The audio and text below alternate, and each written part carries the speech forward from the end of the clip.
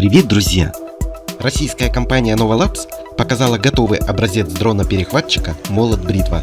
Ранее мы показывали опытные образцы. Дрон оснащен машинным зрением и инфракрасной головкой самонаведения. Он способен самостоятельно распознать цель и наводиться на нее. Дрон-перехватчик, можно сказать, система ПВО против дронов.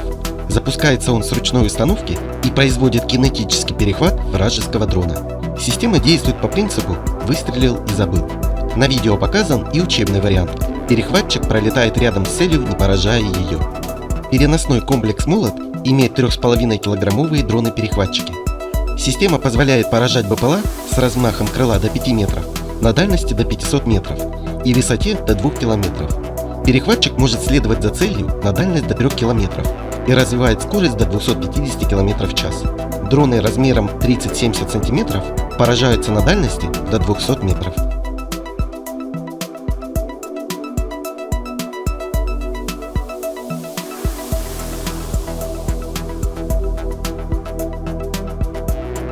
Друзья, спасибо за просмотр. Приглашаем вас стать частью нашего сообщества и получить новые знания.